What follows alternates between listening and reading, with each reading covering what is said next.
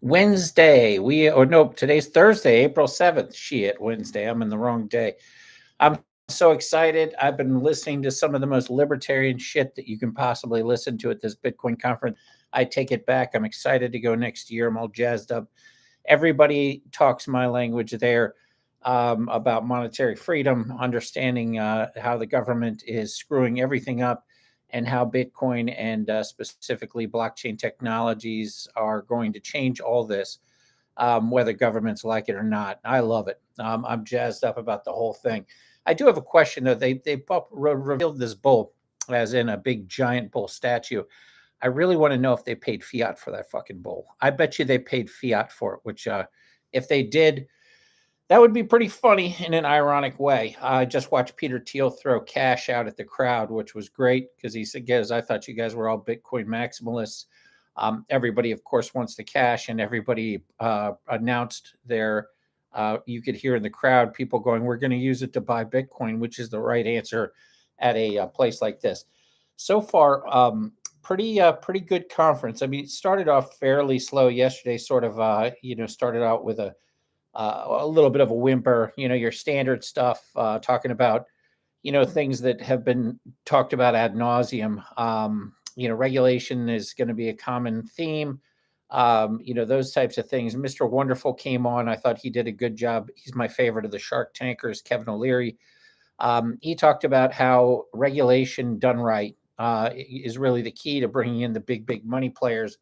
When you do take your company public, as Peter Thiel said, I'm kind of combining different points of view. You basically give your company up to a large degree as a government takeover because you have regulators and all sorts of other state people that now have power over your organization that previously didn't. So yes, you get the liquidity. But when you are public right now, a lot of those people are not putting their money into Bitcoin and crypto because there is a landscape of uncertainty.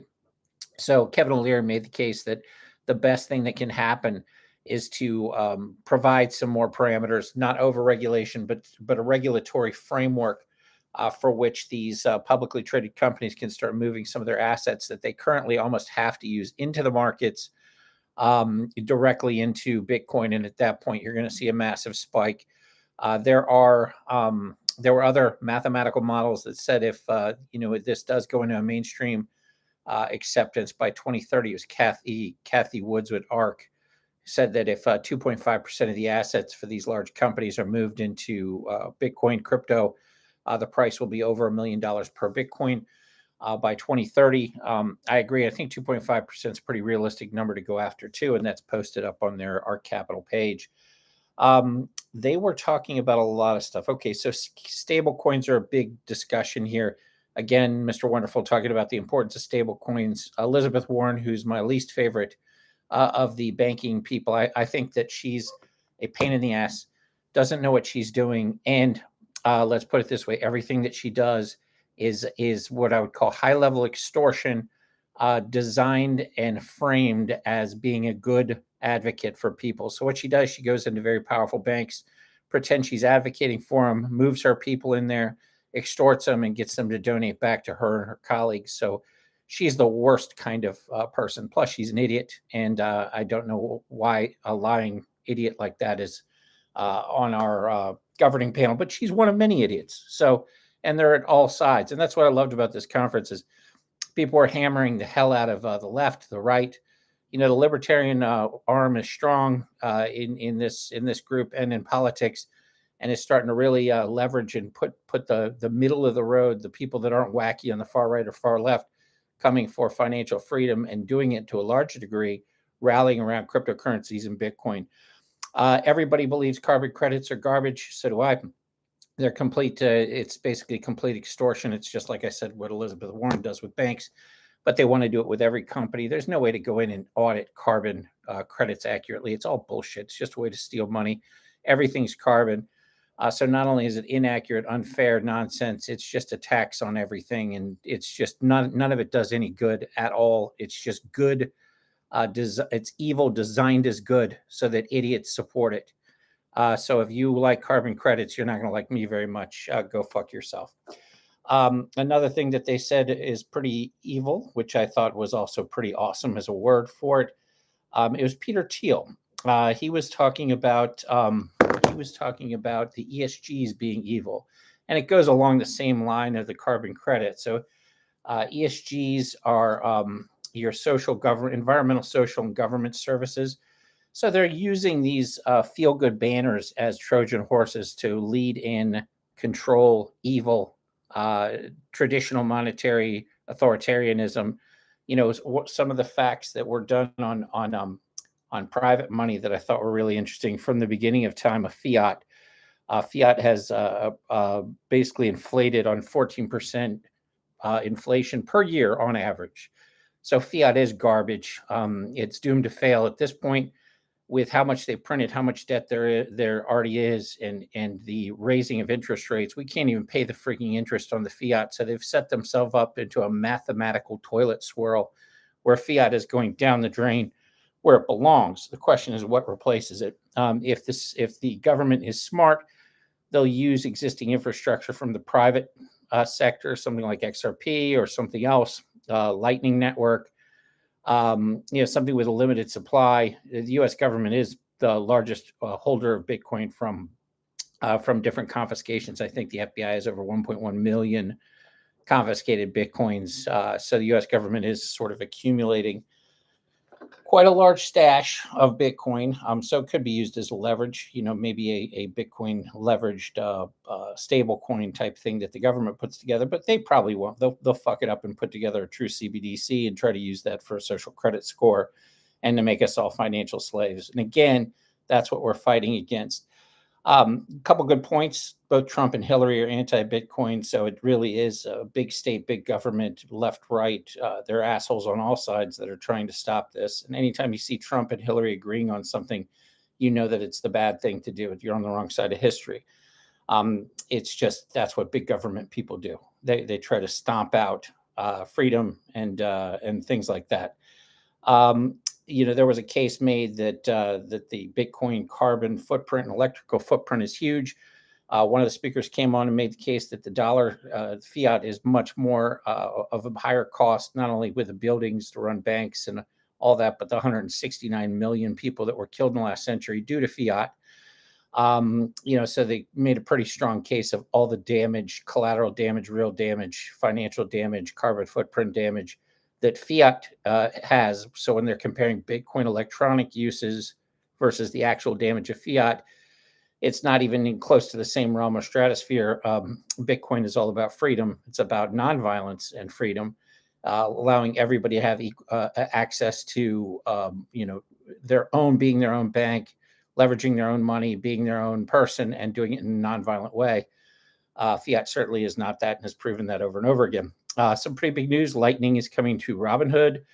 Also, Cash App is integrating Lightning. Bitpay is integrating Lightning. Lightning's the layer 2 of Bitcoin for immediate low-cost payment worldwide across chain. And it's pretty amazing technology. We were looking at it for what we were going to do. Some of the stuff we're doing involves smart contracts and NFTs, and Lightning isn't there yet. But at some point, we will absolutely be integrating Lightning for payment processing. In the meantime, we're going with Solana Pay because we do need to be able to mint those NFTs and use some QR code technology to get that done.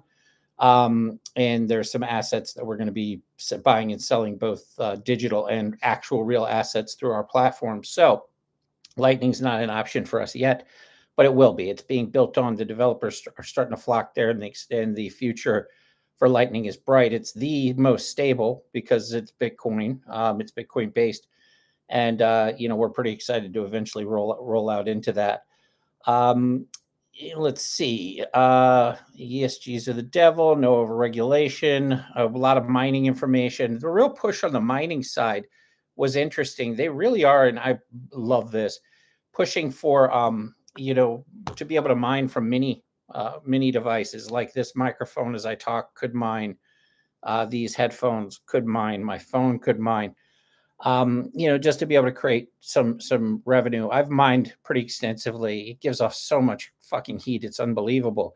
And they actually were talking about people that were using that heat to heat pools and things like that. We were actually going to use it to heat our bathroom floor in our design, but heating a pool would also be a great use because it does really give off that much heat. It is remarkable how much heat that thing gives off. We had 8 rigs and 11 different Bitmain miners going at one time, and had to actually take an old radiator from a Chevy, blow out the roof of a house, and set up 150,000 BTUs of air conditioner blowing into this room to have, and that didn't really do shit but make sure that the machines didn't melt.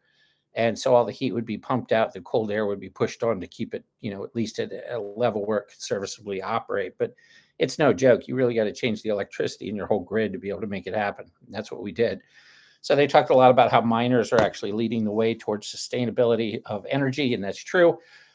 As a miner, you have to find cheap electricity, and you have to figure it out. So miners are, grabbing overflow gas, going and grabbing overflow energy, setting up shop in areas where the energy is so cheap and it's cold or whatever the case is, or reusing that energy in creative ways to save from using additional energy. So miners have essentially led the way towards saving the planet while getting a bad rap for it.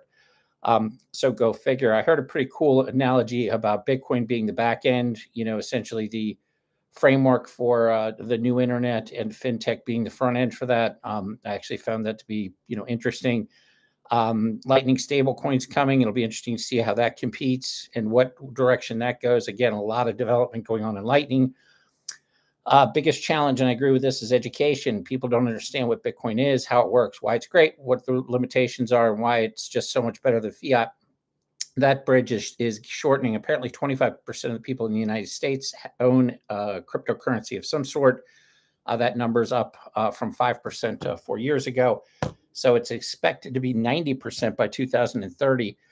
It's all education. And this is what this show's about, is trying to kind of bridge the gap in plain speak so people understand what crypto is. It's not just digital currency. It's a lot more than that on the technology side, how it works, why it's better than fiat, why their fiat's fucked, and how to position themselves appropriately so they don't end up swirling down the toilet with their fiat in hand.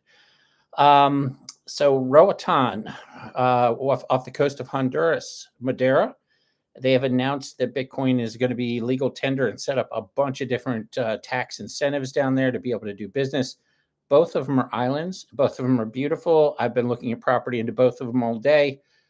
Don't be surprised if I end up down doing a show from Rowaton at some point, and you're like, where the hell is that? It's off the coast of Honduras, my friend, and it's a Bitcoin haven popping up. It's run through Prospera, is the group that's kind of handling that, if you guys want to Google that. And I put that in the notes below. Bitcoin's being used, although I think I misspelled it in the notes below, but whatever. Just I was doing it quickly. Bitcoin is legal tender in Mexico. That is on the table. That's not fully announced, but that's actually being proposed through the president. That meeting is going to happen. And don't be surprised if Mexico moves in that direction, considering they have a lot of people that are disenfranchised from real banks.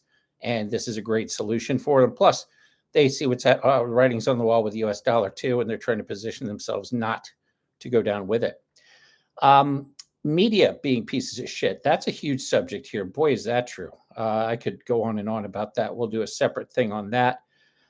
That's a good summary so far. I'm trying to fly through these because I don't want you guys to sit there and have to listen to, long drawn out pieces. I'm sort of taking notes on the real hard hitting points from these panels.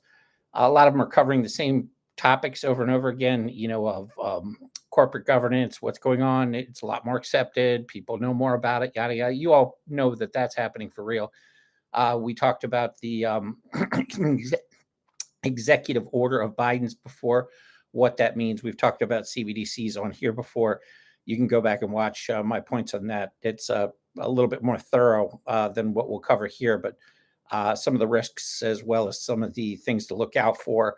But overall, things are very positive, very bullish. The community, Bitcoin community in general, what great people, man. Everybody there is so nice. They like each other. They want to work together. It's an open collaboration. The community's small, tight, educated, libertarian, awesome to each other, willing to try new ideas, and supportive. So I'm excited to be part of the community. Anybody in that community, reach out to me on LinkedIn or here. Let's link up. Let's see what we can do to help each other. In the meantime, everybody, God bless. Hope you guys have a great day, and I'll come back and update you again when there's more to update. Be happy.